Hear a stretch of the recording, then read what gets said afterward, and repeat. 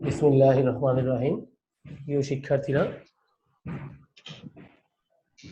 আমাদেরকে আজকের ক্লাসে শুভেচ্ছা এবং স্বাগত জানাচ্ছি। আজকের ক্লাসের বিষয় হচ্ছে আর্থিক বিবরণী বিশ্লেষণের ক্লাস নাম্বার 5। আমি এর আগেও এই বিষয় নিয়ে 5টা ক্লাস নিয়েছি, 4টা ক্লাস নিয়েছি, আজকে 5ম ক্লাস। তো আমার মনে হয় তোমরা এর আগে যে বিষয়গুলো মোটামুটি বুঝতে পেরেছো। আজকে আমি সিকিউ 6 নম্বর থেকে শুরু করছি।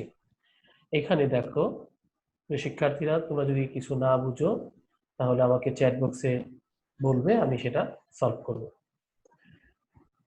রনি কোম্পানি লিমিটেড আর্থিক অবস্থার বিবরণী এবং অন্যান্য তথ্যাবলী দেওয়া হলো। রনি কোম্পানি লিমিটেডের আর্থিক অবস্থার 19 সালের, এখানে শেয়ার মূলধন, তারপরে হচ্ছে শেয়ার অধিহার, প্রতিভোগ তহবিল, লাভ লোকসান হিসাব, দীর্ঘমেয়াদী ব্যাংক ঋণ, প্রতি হিসাব, প্রতি নোট, এখানে স্থায়ী সম্পত্তি, মজুত পণ্য, প্রাপ্য হিসাব, নগদ তহবিল, ব্যাংক জমা এবং প্রাপ্য সুদ এবং প্রাপ্য নোট দেওয়া আছে। তথ্যগুলো দেওয়া আছে: মোট বিক্রয় 8 লাখ, মোট লাভ হচ্ছে 1.5 লাখ, নিট লাভ হচ্ছে বা নিট আয় হচ্ছে 50,000। তোমাদেরকে এই বিষয়টা ক্লিয়ারলি বুঝতে হবে, না বুঝলে তোমরা একটা সমস্যায় পড়ে যাবে। সেটা হলো যে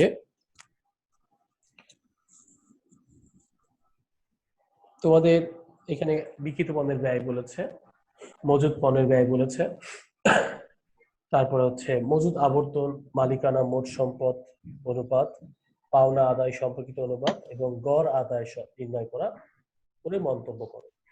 এই বিষয়গুলোর মধ্যে আমরা এর আগে বারবার পড়েছি বিক্রিত পণ্যের ব্যয় কিভাবে বের করতে হয়, মজুদ আবর্তন অনুপাত, এগুলো আমি শিখেছি।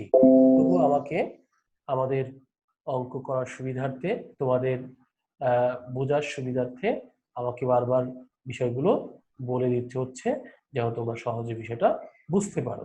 এটা কিন্তু আমি তোমাদের সাথে বারবার আলোচনা করছি এবং চেষ্টা করছি। মজুদ আবর্তন অনুপাত এবং মালিকানা মোট সম্পত্তির অনুপাত, পাওনা আদায় সম্পর্কিত অনুপাত এবং গড় আদায় সম্পর্কিত অনুপাত। প্রিয় শিক্ষার্থীরা, একটু দেখো, আমি বিক্রিত পণ্যের ব্যয়ের কথা বলছি। বিক্রিত পণ্যের ব্যয় হচ্ছে বের করার দুটো ওয়ে আছে, আমি বারবার বলেছি। আমরা এর আগেও শিখেছি যে বিক্রিত পণ্যের ব্যয় বের করতে হলে আমাদেরকে নিট বিক্রয় থেকে মোট লাভ বাদ দিলে হয়ে যাবে। আরেকটি হচ্ছে আমরা জানি প্রারম্ভিক মজুদ যোগ হচ্ছে নিট ক্রয় যোগ প্রত্যক্ষ খরচ মানে সমাপনী মজুদ। এখানে কিন্তু দ্বিতীয়টা বের করার সুযোগ নেই, যেহেতু প্রথমটাই আছে, বা আমরা বিক্রয় 8 লাখ, মোট লাভ হচ্ছে 1.5 লাখ, তাহলে আমরা বাদ দিয়ে দিলেই আমরা কিন্তু বিক্রিত পণ্য ব্যয় বের হয়ে যাচ্ছে। দেখো, নির্বিক্রয় 8 লাখ বাদ হচ্ছে মোট লাভ, সেখানে হচ্ছে কি মোট লাভ, তাহলে 1.5 লাখ টাকা আমাদের কিন্তু হয়ে যাচ্ছে 6,50,000। আমার মনে হয় এটা তোমরা বুঝেছো, কারণ হচ্ছে আজকে যে বিষয়টার আমি এখন বুঝালাম সেটা তুমি এর আগে অনেকবার দেখেছো। আজকে আমি সেকেন্ড যে বিষয়টা আমি তোমাদের সাথে তুলে ধরছি সেটা একটু খেয়াল করো। সেটা হচ্ছে, একটু খেয়াল করলেই হবে, মজুদ আবর্তন অনুপাত এবং মালিকানা মোট সম্পদ অনুপাত। মজুদ আবর্তনের সাথে আমি বলেছিলাম যে বিক্রয়ের সাথে সম্পর্কিত যদি কখনো বিক্রিত পণ্যের ব্যয় বের করা যায় তাহলে নিট বিক্রয় দিয়ে করার সুযোগ নেই। তো আমরা দেখবো যে বিক্রিত পণ্যের ব্যয় বের করা যায় কিনা। অবশ্যই যায়, কারণ বিক্রিত পণ্যের ব্যয় বের করেছি। এই দেখো 6,50,000 আর গড় মজুদ, গড় মজুদের কথা বলেছি। যদি কোথাও প্রারম্ভিক মজুদ এবং সমাপনী মজুদ থাকে তাহলে আমরা দুটোকে যোগ করে 2 দিয়ে ভাগ করব। কিন্তু দেখো, এখানে সমাপনী মজুদের কোনো বিষয় নেই, শুধুমাত্র কি দেওয়া আছে, এই প্রারম্ভিক মজুদ মানে সমাপনী মজুদ, এখানে একটা মজুদ দেওয়া আছে, এটাই সমাপনী মজুদ।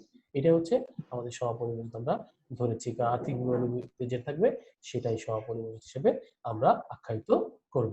তাহলে দেখো আমাদের যে বিষয়টা হচ্ছে গড় মজুদ 6,000 টাকা, 7,500 টাকা এবং 6,50,000 কত টাকা, 10.83 বার।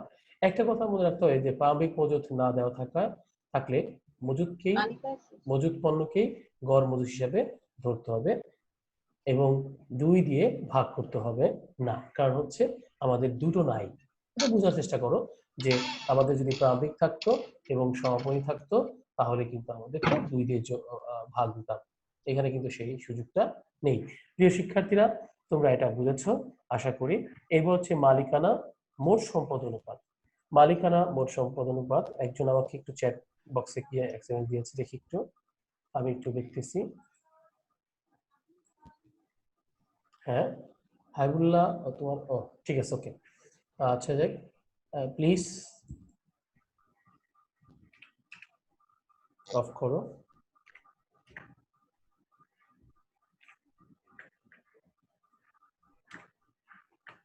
অফ।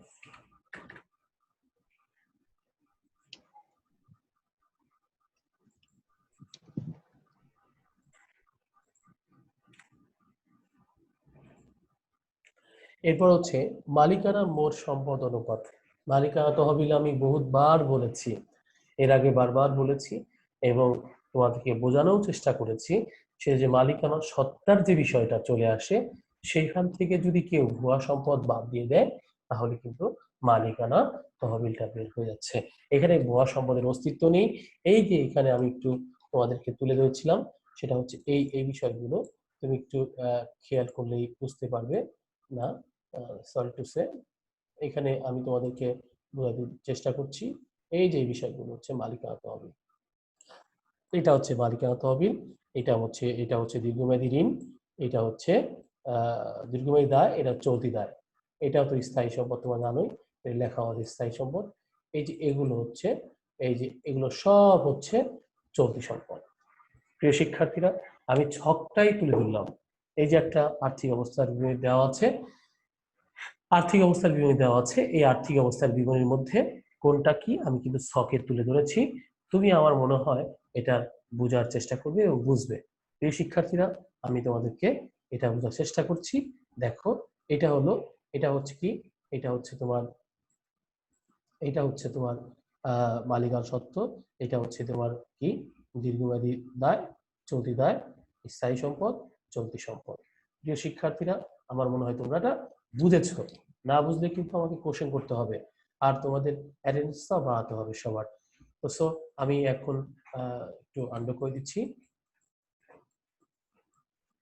এখন আসো দেখো, একটু দেখো, তোমরা যদি দেখতে চাও তাহলে একটু দেখো, তাহলে বুঝতে পারবে। সেটা হলো যে কি বলতে চেষ্টা করছি, যে তোমরা একটু বোঝার চেষ্টা করলেই বুঝতে পারবে, না হলে তোমরা কিন্তু এটা ক্লিয়ার হবে না, সেটা আমি বারবার বলছি। এখানে আমি কিন্তু বিক্রিত পণ্যের ব্যয়টা বের করেছি, বিক্রিত পণ্যের ব্যয়টা কিন্তু বারবার বলছি, এটা কিন্তু আমি বের করে দিয়েছি। হ্যাঁ, বিক্রিত পণ্যের ব্যয়টা আমি বের করে দিয়েছি, বের করেছি, কিভাবে বের করেছি সেটা কিন্তু আমি তোমাদেরকে বলে দিয়েছি। এরপরে যাও, আমি মালিকানা তহবিলের কথা বলছিলাম। শেয়ার মূলধন এত টাকা, শেয়ার অধিহার এত টাকা, পরিপূরক তহবিল ৬০,০০০ এবং লাভ লোকসান হিসাব কত টাকা, ৫০,০০০ টাকা। তোমাদের ক্লিয়ার হয়েছে। এগুলোর সাথে যদি ভুয়া সম্পদ থাকতো তাহলে বাদ যেত, যেহেতু আমাদের এখানে ভুয়া সম্পদ নেই, সো এটা আমাদেরকে আসবে না। মোট সম্পদ, মোট সম্পদও ঠিক, মোট সম্পদও বের করতে হলে ভুয়া সম্পদ কি বাদ দিতে হয়, কিন্তু ভুয়া সম্পদ এখানে নেই। সো এখানে যেটা আছে সেটা কিন্তু আমি তোমাদের সামনে তুলে ধরেছি। তাহলে এখন আমি মালিকানা না তহবিল বের করলাম। মালিকানা তহবিল ডিভাইড বাই মোট সম্পদ সমান সমান 5,00,000 টাকা এবং 8,10,000 টাকা। তাহলে দেখবা কি হচ্ছে, 0.62:1। আমি বলছিলাম 1:1 সবসময় অনুপাত থাকে, তুমি এটা বুঝে নাও। তাহলে আমরা এটা মোটামুটি বুঝতে পেরেছি, পাওনা আদায় সম্পর্কিত প্রাপ্য হিসাব অনুপাত এবং গড় আদায়। এই জিনিসটা তোমাদের কাছে আজকে নতুন, পুরোপুরি নতুন। এটা কিন্তু তোমাকে বারবার বলতেছি, বুঝতে হবে। এর আগে আমি সব বুঝিয়েছি, ওই যে আমি ক্লাস নিয়েছি 4টা, ওর মধ্যে সব A to Z সব আমি আলোচনা করেছি। আজকের যে বিষয়টা সেটা হচ্ছে এই বিষয়টা, এইটা হচ্ছে সম্পূর্ণ নতুন। প্লিজ অডিওটা অফ করো, আমরা ডিস্টার্ব হয়ে পড়ছি। অফ করো প্লিজ শিক্ষার্থীরা, না করলে আমার কষ্ট হচ্ছে, আমি ক্লাস নিতে কষ্ট পাচ্ছি। প্রিয় শিক্ষার্থীরা, প্রাপ্য হিসাব আবর্তন অনুপাত, এটা দেখো, প্রাপ্য হিসাব আবর্তনের একটু বিষয় আমি তোমাদের সামনে, নিট ধারে বিক্রয়, প্রাপ্য হিসাবের গড় প্রাপ্য নোটের গড়। এখন তুমি প্রশ্ন করতে পারো স্যার যে প্রাপ্য নোট নির্ধারে বিক্রয় তো আমরা সবসময় বলেছি এখানে বাকি নাই, বিক্রয় যেটা আছে সেটাই ধারে বিক্রয়, কারণ এখানে কোনো অপশন নেই, কারণ এটা বাকিতে যা আছে সেটাই, নগদের সুযোগ নাই, নগদে নেই, তার মানে হচ্ছে ওটাই 8 লাখ টাকা হচ্ছে আমার কি আমার ধারে বিক্রয়। এখন এখানে যে কোশ্চেনটা আমি তোমাদের সামনে তুলে ধরেছি সেটা হচ্ছে প্রাপ্য হিসাবের গড় এবং প্রাপ্য নোটের গড়। এখানে যদি দুটো প্রাপ্য হিসাব থাকতো, একটা হচ্ছে প্রারম্ভিক আর একটা হচ্ছে সমাপনী, তাহলে এই দুটো যোগ করে 2 দিয়ে ভাগ হতো। এখানে প্রাপ্য নোটেও তাই, প্রারম্ভিক থাকলে এবং সমাপনী থাকলে দুটো যোগ করে তারপর 2 দিয়ে ভাগ হতো, কিন্তু এখানে কিন্তু নেই। সো একটা প্রাপ্য হিসাব, একটা প্রাপ্য নোট, এটাকে আমরা গড় ধরে করতে হবে। আমি এখানে টিকা আমি উল্লেখ করে দিয়েছি, প্রিয় শিক্ষার্থীরা তোমরা যদি টিকাটা ফলো করো যে প্রাপ্য হিসাব, প্রারম্ভিক প্রাপ্য হিসাব এবং প্রারম্ভিক প্রাপ্য নোট দেওয়া না থাকলে প্রাপ্য হিসাবকে গড় প্রাপ্য হিসাব এবং প্রাপ্য নোটকে গড় প্রাপ্য নোট দিয়ে ধরতে হবে, 2 দিয়ে ভাগ করার সুযোগ নেই। প্রিয় শিক্ষার্থীরা আমার মনে হয় তোমরা এটা বুঝেছো, আমার মনে হয় তোমরা এটা বুঝেছো। যদি না বুঝে আমাকে কোশ্চেন করো, আমি অবশ্যই তোমাদের সাথে শেয়ার করার জন্য প্রস্তুত, সদা প্রস্তুত। I am ready to participate with you. কারণ হচ্ছে আমি আজকে তোমাদের বোঝার জন্য এসেছি। আমি ভিডিও করে ছেড়ে দিতে পারতাম, অনেক সুন্দর ভিডিও করে ছেড়ে দিতে পারতাম, কিন্তু অনলাইনে ক্লাসে তুমি যদি কোশ্চেন না করো তাহলে কিন্তু আমার হচ্ছে না। আর যদি কোশ্চেন তুমি সাউন্ড করে করতে চাও তাহলে এখানে মোর অপশনে যাবা, মোর অপশনে ওখানে রেইজ হ্যান্ড আছে, খুলে আমি তোমাকে সাউন্ড করার সুযোগ দিব। মানে তুমি যদি না লিখতে পারো, হ্যাঁ, সেটা আমি তোমাকে বলে দিচ্ছি। এরপরে গড় আদায় সময়, একটা কথা হচ্ছে কত 4.32 বার হয়েছে। একটা কথা মনে রাখো যে গড় আদায় সময় আমরা বিক্রয় করেছি, আমাদের 4.32 হয়েছে। এখন আমরা বছরে বছরে কতদিন পর পর আদায় করতে পারবো, তাহলে আমরা জানি বছর হচ্ছে 360। একটু খেয়াল করো, 360 বুঝছো, 365, একটা বছর সমান সমান 365। অনেক সময় অঙ্কে 360 কথা লিখে দেয়, মানে 360 দিন লিখে দেয় ওয়ার্কিং আওয়ার, অনেকে 340 দিন লেখে, অনেকে 350 দিন লেখে, 60 দিন লেখে। যদি কিছু উল্লেখ না থাকে তাহলে 365 ধরতে হবে। আর যদি কোনো যে লেখা থাকে যে কর্মবর্ষ অথবা ওয়ার্কিং আওয়ার, মানে ওয়ার্কিং ডেজ ইন এ ইয়ার 350, 360, 340 বা এরকম যদি উল্লেখ থাকে তাহলে কিন্তু তোমার কিছু করার নেই, যা উল্লেখ আছে সেটাকেই তোমাকে দিতে হবে। প্রিয় শিক্ষার্থী একটু বোঝার চেষ্টা করো যে আমার মনে হয় যে তুমি বোঝার চেষ্টা করছো, সেটা হচ্ছে গড় আদায় সময় 365, এটা কিন্তু যদি উল্লেখ থাকে সেটা দিতে হবে, না হলে 365 দিতে হবে। এবং আমি যে এই যে বারটা বের করলাম গড় আদায় সময়, এই বার দিয়ে ভাগ করে দিলেই আমাদের কিন্তু দিনটা বের হয়ে আসবে, যে আমি কতদিন পর পর আমি টাকা আদায় করতে পাচ্ছি।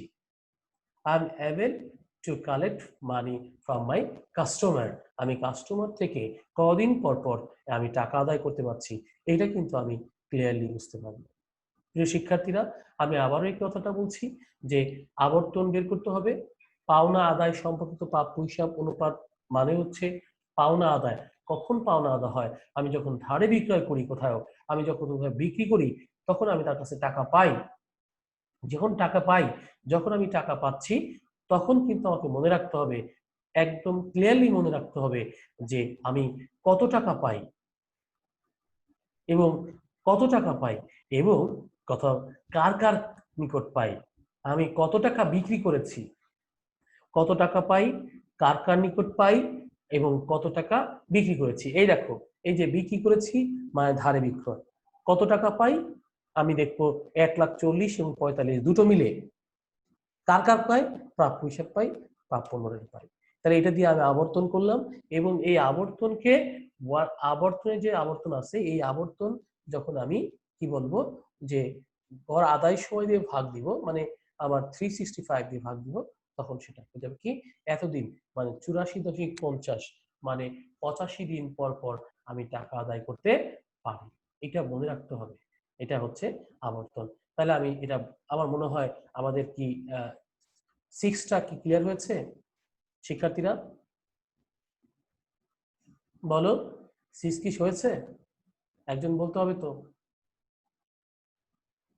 6 এ কোনো সমস্যা আছে? না স্যার। হ্যাঁ, ওকে, গুড, ফাইন। এখন আমি চলে যাচ্ছি আমার 7, সনি কোম্পানি লিমিটেড আর্থিক অবস্থার বিবরণী এবং তথ্যাবলী দেওয়া হচ্ছে। তুমি একটু বোঝার চেষ্টা করো। পার্টিসিপেন্ট বাড়তেছে না, আমি অবাক হয়ে যাচ্ছি। এটা আমার ক্লাসেই তো 50 জন থাকে, তো 50 জন তো অ্যাটলিস্ট 50-40 হওয়ার কথা, কিন্তু আমি বুঝতেছি না। যাক, শেয়ার মূলধন এখানে দেওয়া আছে। এইখানে একটা বিষয় আমি আগে থেকেই বুঝে দিচ্ছি, তুমি এটা বুঝে নিও প্লিজ। এই দেখো, এই এই যে এই সাধারণ সঞ্চয়ী শেয়ার মূলধন, এটা ওটা হচ্ছে মালিকানা সত্ত্ব, এইটা হচ্ছে দীর্ঘমেয়াদী দায়, আর এই যেগুলো আছে এগুলো হচ্ছে আমার চলতি দায়। একটু বোঝার চেষ্টা করো, তাহলে বুঝতে পারবে। এরপরে হচ্ছে এগুলো হচ্ছে এটা হচ্ছে আমার কি স্থায়ী সম্পত্তি, এটা হচ্ছে দীর্ঘমেয়াদী সম্পত্তি, আর এগুলো হচ্ছে সব চলতি দায়। একটু বোঝার চেষ্টা করলে তুমি মনে হয় বুঝতে পারবে। এটা আর একটা বিষয় হচ্ছে প্রাথমিক খরচ। এটা হচ্ছে আমি একটু প্রাথমিক খরচ আছে, এটা হচ্ছে ভুয়া সম্পত্তি বা অলিক সম্পত্তি বা অসময়িত ব্যয়। প্রিয় শিক্ষার্থীরা, আমি ছক করে দিয়েছিলাম, আমার মনে হয় তোমরা এটা বুঝতে পেরেছো। আর না বুঝতে পারলে আমি আবার দিব। একটু বলি, এই দুটো হচ্ছে এই দুটো আমি একটু আবার একটু দেখাই দিচ্ছি, তাহলে তোমাদের সুবিধা হবে। এই দুটো হচ্ছে আমার মালিকানা সত্ত্ব, এইটা হচ্ছে আমার কি, এইটা হচ্ছে আমার দীর্ঘমেয়াদী দায়, আর এইগুলো হচ্ছে এই কয়েকটা হচ্ছে আমার কি চলতি দায়। এটা হচ্ছে আমার আহ এইটা, এবং এই দুটো হচ্ছে আমার কি আহ স্থায়ী সম্পত্তি, এটা হচ্ছে দীর্ঘমেয়াদী সম্পত্তি। আর এই যে এই তিনটা হচ্ছে আবার কি চলতি সম্পত্তি। আর এইটা হচ্ছে আমার ভুয়া সম্পত্তি, অলিক সম্পত্তি এবং কি অসময়িত ব্যয়। আমার মনে হয় ক্লিয়ার হয়েছে।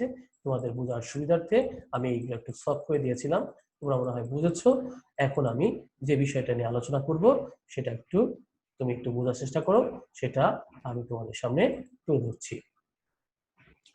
অন্য তথ্যগুলি: বিক্রয়ের পরিমাণ 12 লাখ টাকা, বিনিয়োগিত মূলধনের পরিমাণ, তারল্য নির্ধারক দুটি অনুপাত, কার্যকলাপ সংক্রান্ত দুটি অনুপাত নির্ণয় করো এবং ব্যবসায়ের দক্ষতা অর্জন করো। আমি এটা খুব আগেও বলেছি, বিনিয়োগিত মূলধন কিভাবে বের করা হয়। মোট সম্পত্তি মাইনাস ভুয়া বা কাল্পনিক সম্পত্তি মাইনাস দীর্ঘমেয়াদী ব্যয় মাইনাস চলতি দায়। আবার একটু বলছি প্রিয় শিক্ষার্থীরা, মোট সম্পত্তি, আবার বলছি, মোট সম্পত্তি মাইনাস ভুয়া সম্পত্তি বা কাল্পনিক সম্পত্তি বা অলিক সম্পত্তি মাইনাস দীর্ঘমেয়াদী বিনিয়োগ মাইনাস চলতি দায়। আবারও বিষয়টা আমি একটু আলোচনা করছি। একটা কথা বারবার বলছি, কারণ হচ্ছে আমরা তো আসলে ফেস টু ফেস করতে পারছি না, আমরা অনলাইনে করছি। সেই ক্ষেত্রে এমনিতে একটু আমরা অনলাইনের ব্যাপারে তো আসলে খুব বেশি দক্ষ না, তোমরাও নতুন। সো একটা বিষয় বারবার না বললে হয়তো তোমাদের কাছে ক্লিয়ার না হতে পারে, তার জন্য আমি বারবার বলছি। এটা হচ্ছে মনে রাখো, ভুয়া বা কাল্পনিক সম্পত্তি, মোট সম্পত্তি মাইনাস ভুয়া বা কাল্পনিক সম্পত্তি মাইনাস অসময়িত ব্যয়, এটা প্রাথমিক খরচ আছে একটা, বাদ দিয়েছি। দীর্ঘমেয়াদী বিনিয়োগ মানে দীর্ঘমেয়াদী বিনিয়োগ বা দীর্ঘমেয়াদী দায় বাদ দিয়েছি। এরপরে চলতি দায় বাদ দিলেই আমরা কিন্তু পেয়ে যাবো হচ্ছে কি আমার বিনিয়োগিত মূলধন। বিনিয়োগিত মূলধন, তাহলে আমি পেয়ে গেছি বিনিয়োগিত মূলধন। দেখো প্রিয় শিক্ষার্থীরা, এখানে কিন্তু সুন্দর করে দীর্ঘমেয়াদী বিনিয়োগ না, বাদ দেবো। দীর্ঘমেয়াদী দায়, দীর্ঘমেয়াদী বিনিয়োগ, দীর্ঘমেয়াদী বিনিয়োগ, বিনিয়োগিত মূলধন বের করার নিয়ম হচ্ছে, আমি আবার বলছি, বিনিয়োগিত মূলধন বের করার নিয়ম আবার বলছি, মোট সম্পত্তি মাইনাস ভুয়া বা কাল্পনিক সম্পত্তি বা অসময়িত ব্যয়, তারপর হচ্ছে দীর্ঘমেয়াদী সম্পদ বাদ যাবে, দীর্ঘমেয়াদী সম্পদ। আমি মনে হয় আগে দীর্ঘমেয়াদী দায় বলেছি, মনে হয় ভুল হতে হয়েছে। দীর্ঘমেয়াদী সম্পদ বা দীর্ঘমেয়াদী সম্পদ হচ্ছে একটা বিষয়, সেটা হচ্ছে কি বিনিয়োগ, একটা হচ্ছে কি বিনিয়োগ। সে বিনিয়োগ বিনিয়োগ বিনিয়োগ তো বিনিয়োগের হচ্ছে, তাহলে বিনিয়োগ একটাই আছে। দেখো, দীর্ঘমেয়াদী আমার দীর্ঘমেয়াদী সম্পদ সাধারণত আমরা বিনিয়োগকেই বুঝি। বিনিয়োগকে, এই বিনিয়োগটা হচ্ছে কখনো স্থায়ী হয় না, কখনো চলতিতেও হয় না। তাহলে এটাকে দীর্ঘমেয়াদী দায় মানে সম্পদ বলা হয়। মেয়াদের ভিত্তিতে বিনিয়োগকে কার্য করা হয়, কারণ আমরা বিনিয়োগটা সাধারণত 2 বছর, 3 বছর, 5 বছর, 10 বছর, 20 বছর, 50 বছর এভাবে করি। বিনিয়োগ 1 বছর করলে এটা চলতি সম্পদ, একের অধিক করলেই 1 থেকে আমরা অনেকে বলে 1 থেকে 5 হচ্ছে মধ্যমেয়াদী, আর 5 থেকে তার চেয়ে বেশি হচ্ছে কি দীর্ঘমেয়াদী। এরকম কথা একটা সাউন্ড আছে, কিন্তু দীর্ঘমেয়াদী সম্পদ বলতে আমরা বিনিয়োগ বুঝি, এটা মনে রাখতে হবে। দীর্ঘমেয়াদী বিনিয়োগটা অলওয়েজ দীর্ঘমেয়াদী হয়। স্বল্পমেয়াদী বিনিয়োগ যেটা, সেটা কিন্তু আমার সবসময় কি, সবসময় সেটা হচ্ছে আমাদের চলতি সম্পদ, কিন্তু এটা হচ্ছে দীর্ঘমেয়াদী, তাই দীর্ঘমেয়াদী সম্পদ বাদ যাচ্ছে। এরপর হচ্ছে চলতি দায়, এগুলো তো আমি আগেই বলেছি। তাহলে এখানে কি আর কিছু বলতে হবে আমাকে? শিক্ষার্থীরা বলো দেখি। না স্যার, বুঝছি। ক্লিয়ার? বুঝছি স্যার, বুঝছি। মোট সম্পদ থেকে জি স্যার। ভুয়া, তারপর হচ্ছে দীর্ঘমেয়াদী সম্পদ, তারপর হচ্ছে কি আমার বলা যাচ্ছে কি আমি বলছি চলতি দায় বাদ দিলে আমরা বিনিয়োগিত মূলধনের পরিমাণটা পেয়ে যাচ্ছি। এখন আমি তোমাদের সামনে কিভাবে এটা চলতি সম্পদ চলতি দায় এটা আমি কতবার বুঝাইছি, এটা কি বুঝাইতে হবে? টাইম কিল করবো? হ্যাঁ, স্যার স্কিপ করেন, আমি বুঝছি। আচ্ছা। পারবো স্যার।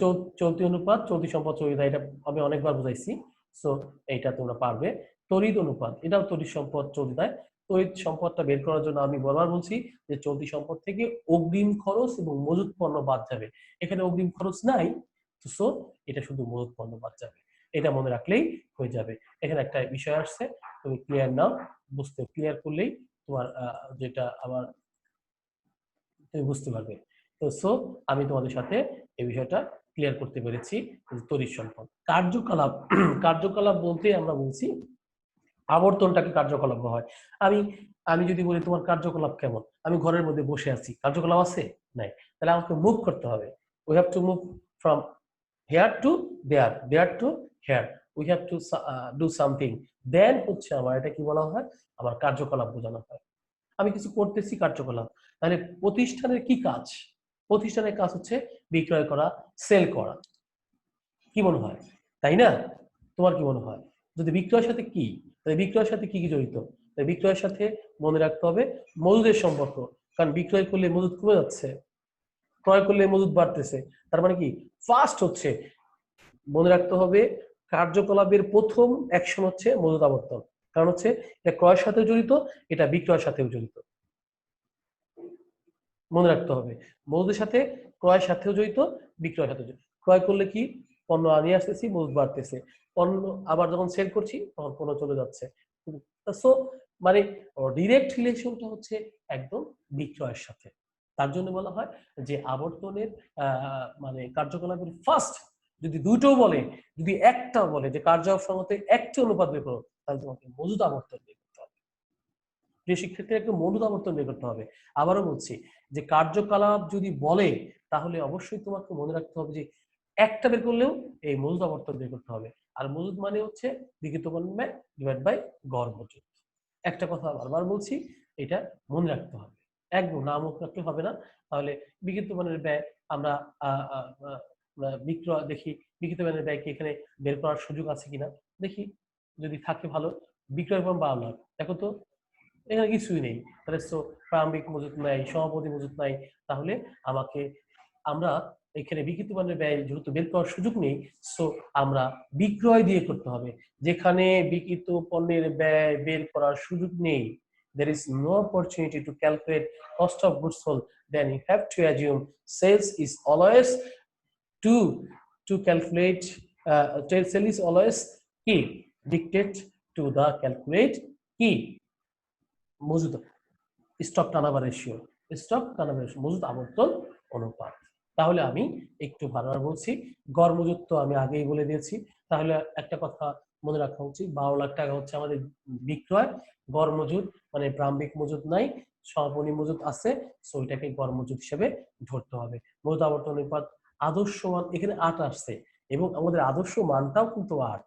আদর্শ মানটাও কিন্তু 8। প্রিয় শিক্ষার্থীরা, এটা কিন্তু ভোলা যাবে না যে একটি প্রতিষ্ঠান যখন 8 বার 8 বা 8 এর অধিক যখন আবর্তন হয়, এই মজুদ আবর্তন, তখন ওই প্রতিষ্ঠানকে বলা হয় সর্বোত্তম স্ট্যান্ডার্ড একটি অর্গানাইজেশন। আমার কথা কি ক্লিয়ার প্লিজ তোমাদের? সো এটা আমি ক্লিয়ার করতে পেরেছি। তাহলে 8 বার, সো এই প্রতিষ্ঠানটা খুবই দক্ষ এবং ভালো। মজুদ আবর্তন অনুপাত, সরি, মূলধন আবর্তন অনুপাত। মূলধন আবর্তন অনুপাত, এখানে তুমি যেহেতু ওরা বলছে কার্যকলাপ দুটি আবর্তন, সেখানে তুমি এখানে আরো দিতে পারতে। সেখানে প্রাপ্য হিসাব আবর্তন, পদ হিসাব আবর্তন, মূলধন আবর্তন, যা দাও তাই। এখানে কেন মূলধন আবর্তন দিয়েছি মনে রাখতে হবে যে আমাদের মানে বের করা সহজ, ইজি টু ক্যালকুলেট। কারণ আমাদের কাছে বিনিয়োজিত মূলধন আছে, আবার নিট বিক্রয় আছে। আমি যদি কি বলা হয় প্রাপ্য হিসাব দিতাম, তাহলে আমাকে আবার ধারে বিক্রয় হতো, প্রাপ্য হিসাব করতে হতো। সো দুটা যেহেতু বের করা আছে এবং সেহেতু আমি এটা দিয়ে দিয়েছি। তুমি এখানে প্রাপ্য হিসাব দিতে পারো, পদ হিসাব দিতে পারো, যেটা খুশি দিতে পারো। সো নিট বিক্রয়, নিট বিক্রয় পাওয়া, বিনিয়োজিত মূলধন বের করেছি, সেইটা দিলেই হয়ে যাবে। তুমি এইটা কিন্তু নট নেসেসারি। প্রিয় শিক্ষার্থীরা, আবার বলছি, এটা কিন্তু নট নেসেসারি, মনে রাখো, এটা কিন্তু নট নেসেসারি। এখানে তুই প্রাপ্য হিসাব আবর্তন, পদ হিসাব আবর্তন যা দিতা তাই হতো, তোমার যেটা ভালো লাগবে সেটা দিবে। 6টার মধ্যে তুমি যে কয়েকটা মনে রাখো, কিন্তু আবর্তন বলছে এবং কার্যকলাপ বলছে মজুদটা দিতেই হবে, বাকি যেটা দাও তুমি অ্যাকসেপ্ট করা যাবে। ক্লিয়ার হয়েছে শিক্ষার্থীরা? এটা কি বুঝেছো শিক্ষার্থী? বলো দেখি কেউ। বুঝছি স্যার। Good, fine. যাচ্ছি অনর্ব কোম্পানি লিমিটেড আর্থিক অবস্থার বিবরণী এবং তথ্যাবলী। এটাও ঠিক তাই, শেয়ার মূলধন সঞ্চিতি। এখানে আমি একটু ড্র করে দিচ্ছি, যে ড্র করলে তোমাদের সুবিধা হয় তাই দিচ্ছি। যেমন ধরো এই দুটো হচ্ছে কি, এই দুটো কি বলছি, এটা হচ্ছে মালিকানা সত্ত্ব। এরপর হচ্ছে এইটা হচ্ছে আমার চলতি দায়, 50,000 টাকা ব্যাংক জমাতিরিক্ত সহ, মানে চলতি দায়, এটা হচ্ছে চলতি দায়, এর মধ্যে 50,000 টাকা আছে ব্যাংক জমা অতিরিক্ত। এইটা কি, এটা হচ্ছে আমার দীর্ঘমেয়াদী দায়। এটা চলতি দায়, এটা চলতি দায় লিখেও দিয়েছে। এটা কি, দীর্ঘমেয়াদী দায়। এটা কি, শেয়ার মালিকানা সত্ত্ব। আবার বলছি, এটা মালিকানা সত্ত্ব, এটা চলতি দায়, এটা হচ্ছে আমার দীর্ঘমেয়াদী দায়। এটা কি, চলতি স্থায়ী সম্পদ দেওয়া আছে, চলতি সম্পদ। এই যে এটা কিন্তু মজুদ পণ্য সহ বলেছে, মজুদ পণ্য সহ। প্রিয় শিক্ষার্থী একটু বুঝাচ্ছ, মজুদ পণ্য সহ। এইটা কিন্তু আমার, এই যে এইটা হচ্ছে আমার ভুয়া সম্পত্তি, অলিক সম্পত্তি, অসময়িত ব্যয়। ভুয়া সম্পত্তি কি বলছে, আবার বলছি, ভুয়া সম্পত্তি, অলিক সম্পত্তি বা অসময়িত ব্যয়। প্রিয় শিক্ষার্থীরা একটু বোঝার চেষ্টা করো। এটা হচ্ছে, আবারও বলছি, ভুয়া সম্পত্তি, অলিক সম্পত্তি অথবা অসময়িত ব্যয়। এই যে শেয়ার অবলৈকের দস্তরি 80,000 টাকা, এটা কিন্তু ভুয়া সম্পত্তি। এই সম্পত্তির অস্তিত্ব নাই, কিন্তু সম্পদ হিসাবে শো করতে হচ্ছে, বিকজ এটা আমরা খরচ করেছি। তাহলে আমরা মোটামুটি এই আমাদের সব থেকে আমরা একটা বিষয় বুঝতে পেরেছি মনে হয়। এখন আমি তোমাদের সামনে নিচের তথ্যগুলো নিয়ে আলোচনা করতে যাচ্ছি। প্রিয় শিক্ষার্থীরা, দেখো, উক্ত বছরে বিক্রয় পরিমাণ ছিল 17 লাখ টাকা। বিক্রয়ের পরিমাণ এখানে কিন্তু ধারেও লেখা নাই, নগদেও লেখা নেই। যদি কিছুই না লেখা থাকে তাহলে অবশ্যই এটাকে ধারে ধরে নিতে করতে হবে, সমাধান করতে হবে। প্রিয় শিক্ষার্থীরা, উক্ত বছরে বিক্রয় মূল্য ছিল 17 লাখ টাকা। এটা কিন্তু মনে রাখতে হবে, এটা ধারেও, এটা অবশ্যই ধারে, কারণ এখানে নগদ কথাটা উল্লেখ নেই। বিনিয়োজিত মূলধনের পরিমাণ আমি আগেই বলেছি, বিনিয়োজিত মূলধনের পরিমাণ কিভাবে বের করতে হয় আমি বলেছি বাবারে, যে আমাদের মোট সম্পদ মাইনাস ভুয়া সম্পদ। ওই যে ভুয়া সম্পদ, এই যে এই বেটাটা বাদ দিতে হবে। এরপর এই বেটাটা বাদ দেওয়ার পরে এটা কিন্তু, এই যে এখানে কিন্তু আবার দীর্ঘমেয়াদী সম্পদ নেই, বিনিয়োগ নেই, বিনিয়োগ বাদ যাবে না। এখানে চলতি সম্পদ বাদ যাবে, সরি চলতি দায়।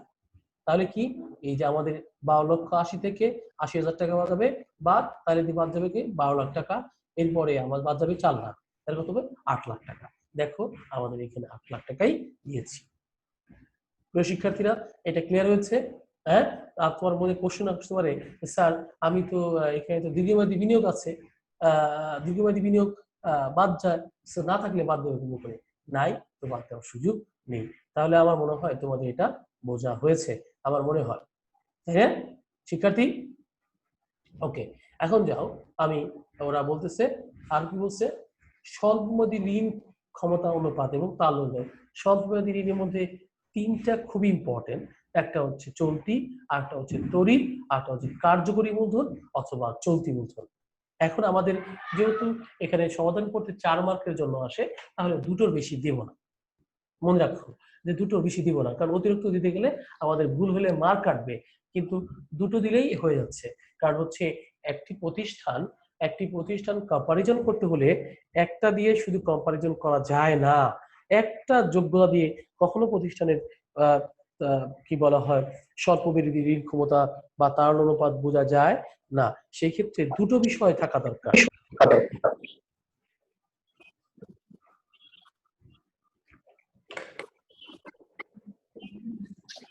দুটো বিষয় থাকা দরকার।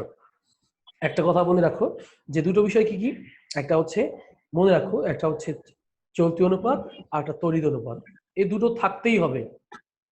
এই দুটো যদি থাকে তাহলে আর কার্যকরী মূলধন অনুপাত না দিলেও চলে। তাহলে আমরা দেখি আমাদের সমাধানে কি আছে। চলতি অনুপাত, চলতি অনুপাত আমরা জানি যে চলতি সম্পদ ডিভাইড বাই চলতি দায়। তাহলে চলতি সম্পদ দেখেছি 7 লাখ এবং চলতি দায় দেখেছি 1:75:1, এটা আমরা পেয়ে গেলাম। সো এখানে কোনো আলোচনা নেই। তড়িৎ সম্পদ, এই যে তড়িৎ সম্পদ কথাটা আমি বলেছি, বাবা সাউন্ড হচ্ছে, অডিওটা প্লিজ অফ করো একজন, না হলে তোমাদের আমার আমার কষ্ট হচ্ছে। তুমি কোশ্চেন করো, আমি তো কোশ্চেনের জন্য শোনার জন্য প্রস্তুত আছি, কিন্তু অডিওটা করলে কি হয় যে একটু সমস্যা হয়। আশেপাশে তো বুঝতেই পারছো। আমার মনে হয় যে আমরা আজকে বিপদে আছি বিধায় অনলাইন ক্লাস নিচ্ছি। আমরা তো সার্বক্ষণিক তোমাদেরকে ফেস টু ফেস কমিউনিকেশন করে বা ক্লাস নিতে প্রস্তুত বা ক্লাস করে অভ্যস্ত। অনলাইনে ক্লাস করে আমরা কিন্তু অভ্যস্ত না। সো আমাদের কিছু ল্যাকিং তো রয়েই গেছে, তোমাদেরও কিছু ল্যাকিং রয়ে গেছে।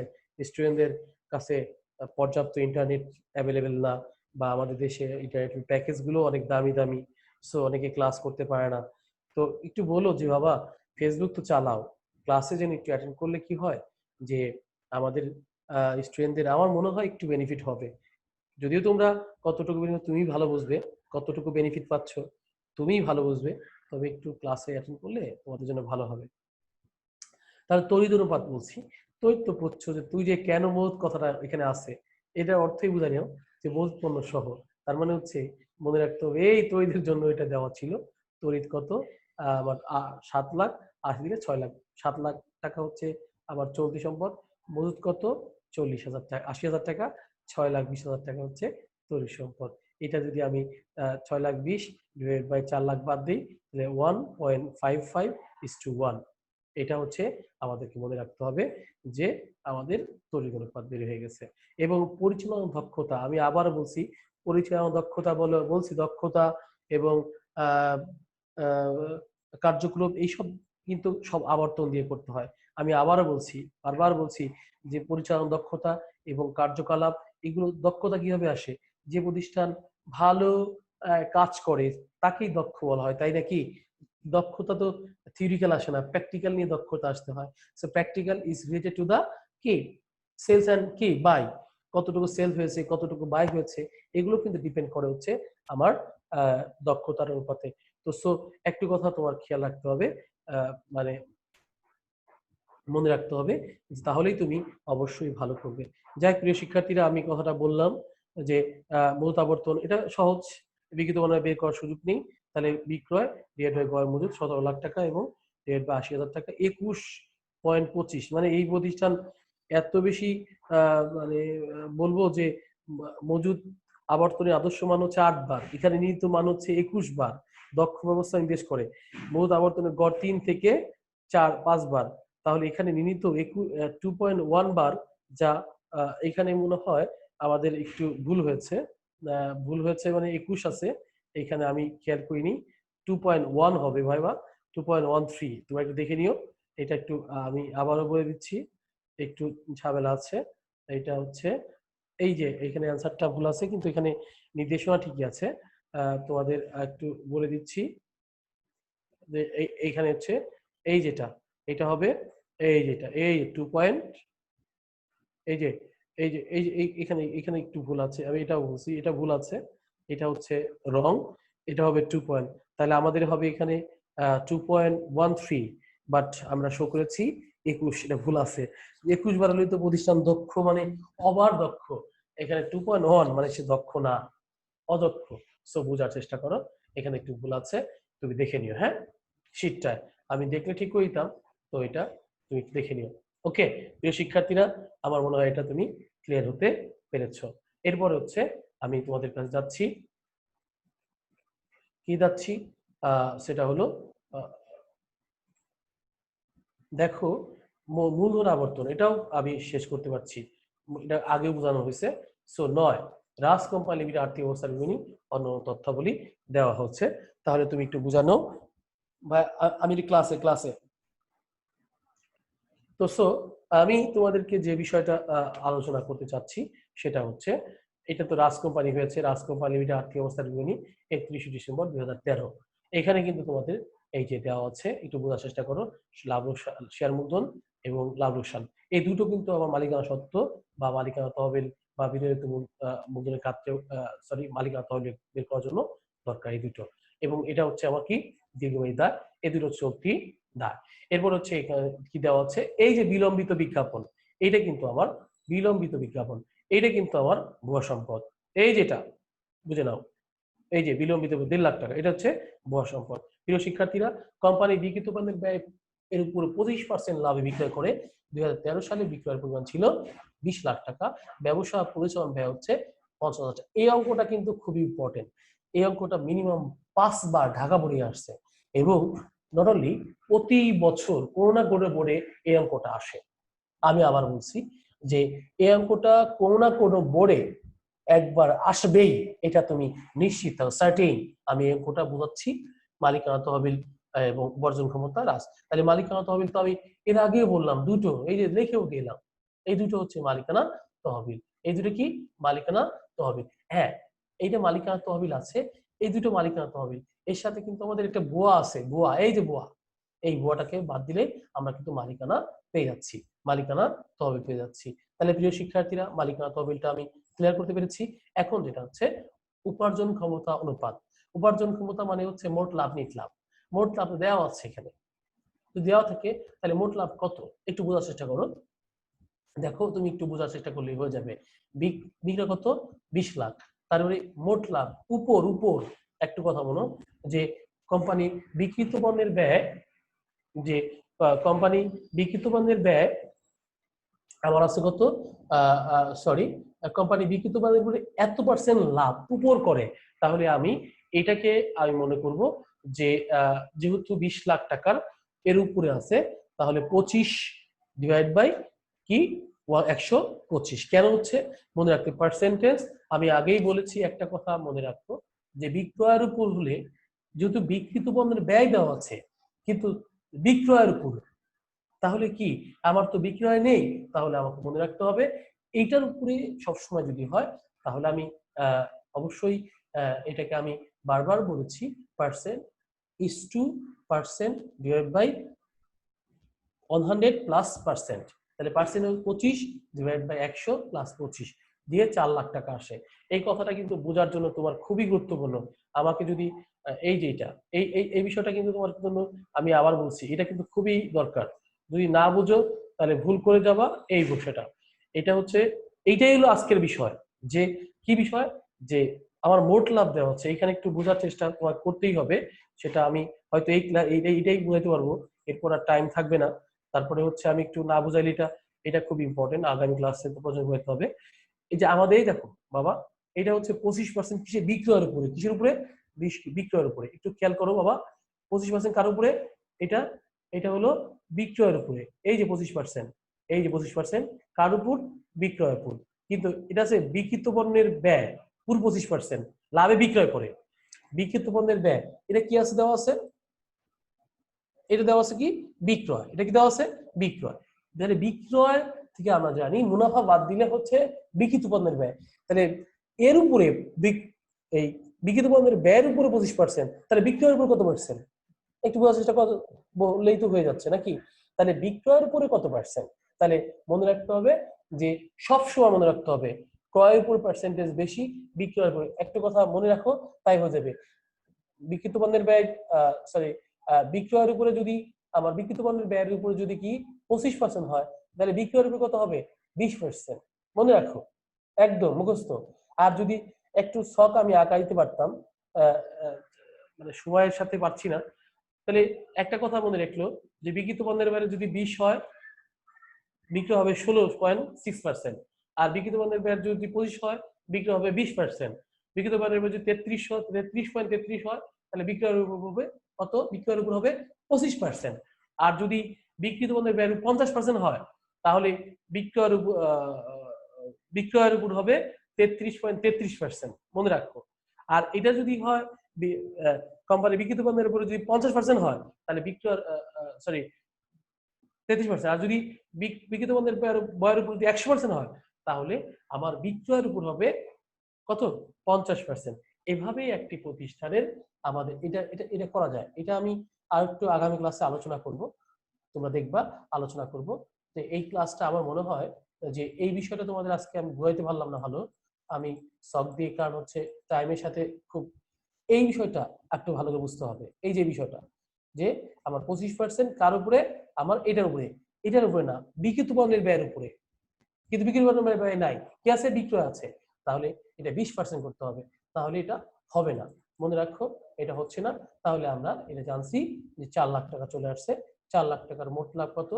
তাহলে আমাদের 20%, এই যে 20% দেওয়া আছে, দেখছো? এরপর হচ্ছে নিট অনুপাত। নিট আয় তো আরো সহজ, যে মোট আয় থেকে যখন পরিচালনা ব্যয় বাদ দিবা, তখন হচ্ছে নিট আয় আসবে। নিট আয়, নিট বিক্রয় বাদ দিলে কত হচ্ছে? 17 পয়েন্ট কত পার্সেন্ট? 50%। এবং দায় মালিকানা অনুপাত, এগুলো তুমি একটু দেখো। দীর্ঘমেয়াদী স্বচ্ছতার জন্য আমরা দায় মালিকানা অনুপাত এবং দায় ও মোট সম্পদ অনুপাত নির্ণয় করতে পারি। একটি প্রতিষ্ঠান সচ্ছল, আমরা দেখো করোনা পরিস্থিতিতে অনেকেই আহ, আহ, অনেকেই চলে যাচ্ছে আমাদের ঢাকা ছেড়ে, বা অনেকেই ঢাকা থাকতে পারছে না, সাস্টেইন করতে পারছে না টাকার অভাবে। তারা কি অভাবে ছিল? মোটেও না। তাদের ছিল স্বল্পমেয়াদী সচ্ছলতা। স্বল্পমেয়াদী সচ্ছলতা, দীর্ঘমেয়াদী সচ্ছলতা তাদের ছিল না। কারণ প্রতিষ্ঠানের তারা হয়তো ওইরকম ভাবে রিজার্ভ করতে পারেনি, হ্যান্ড টু মাউথ ছিল। তারা ভালো খেয়েছে, ভালো চলছে, বাসার মধ্যে ভালো চলেছে, কিন্তু তাদের ছিল স্বল্পমেয়াদী সচ্ছলতা। দীর্ঘমেয়াদী সচ্ছলতার জন্য দুইটা বিষয় দরকার, দায় মালিকানা অনুপাত এবং দায় মোট সম্পদ। এই দুইটা হচ্ছে সবচেয়ে বেশি ইম্পর্টেন্ট। বাকিগুলো ইম্পর্টেন্ট, কিন্তু এগুলো হচ্ছে সবচেয়ে বেশি ইম্পর্টেন্ট। প্রিয় শিক্ষার্থীরা, আজকে আমি তোমাদের সাথে যে বিষয়গুলো আলোচনা করেছি, সো সো আমার মনে হয় আমরা আগামী ক্লাসে এই অঙ্ক দিয়ে আবার শুরু করব। এই অঙ্ক দিয়ে শুরু করতে হবে, কারণ আমার মনে হচ্ছে যে এই অঙ্কটা আরো ভালো করে আমাকে বোঝানো দরকার। তো তোমাদের আজকে তোমাদের জন্য সুন্দর জীবন কামনা করছি।